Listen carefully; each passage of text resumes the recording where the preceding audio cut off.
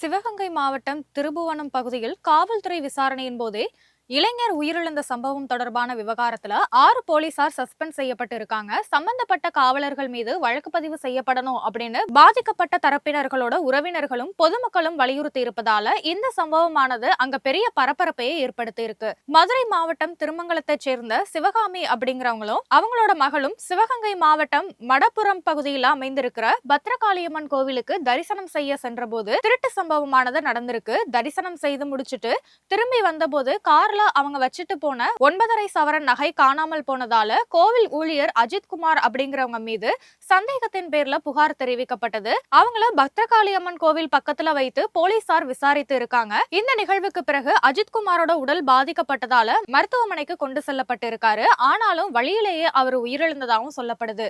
போலீசார் தாக்கியதால தான் அவர் உயிரிழந்தாரு அப்படின்னு சொல்லி அவரோட உறவினர்கள் திருபுவனம் காவல் நிலையம் முன்பு போராட்டத்துல ஈடுபட்டு இருக்காங்க.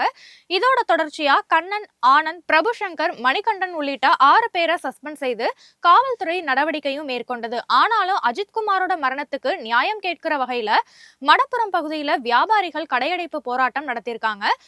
இந்த பதற்றத்தை தணிக்கிற வகையில உயிரிழந்த அஜித்குமார் உடலை பார்ப்பதற்கு அவரோட தாய் மற்றும் சகோதரரை திமுக நிர்வாகி ஒருவரோட கார்ல வைத்து அழைத்து செல்ல போலீசார் ஏற்பாடும் செய்திருக்காங்க. இதுக்கு அந்த பகுதியை சேர்ந்த அதிமுகவினர் கடும் எதிர்ப்பும் தெரிவித்தாங்க. வாகனத்தையும் மறித்தாங்க. பாதிக்கப்பட்ட குடும்பத்தினர் திமுக நிர்வாகிகளை வைத்து பேச்சுவார்த்தை நடத்தப்பட்டதாக குற்றச்சாட்டும் எழுந்திருக்கு. மேலும் அந்த பகுதியோட தாசில்தாரும் அங்க அனுமதிக்கப்படல அப்படின்னு புகாரும் தெரிவிக்கப்பட்டிருக்கு. விசாரணை அப்படிங்கிற பேர்ல அஜித்குமாரை போலீசார் தாக்கி இருப்பதாகவும் உரிய முறை விசாரணை பண்ணிருந்தாங்க அப்படின்னா உயிர் பலி நடந்திருக்காது அப்படின்னும் அந்த பகுதி மக்கள் சொல்றாங்க. மேலும் உயிரிழந்த அஜித்தோட இளைய சகோதரர் நவீன்கிறவரும் இதே குற்றச்சாட்டை தான் முன்வைத்திருக்காரு. நகையை எடுக்கல அப்படின்னு சொல்லியும் அதனை பொருட்படுத்தாமல் தொடர்ந்து தன்னோட சகோதரரை போலீசார் அடித்து துன்புறுத்தியதா நவீன் குற்றம் சாட்டியிருக்காரு.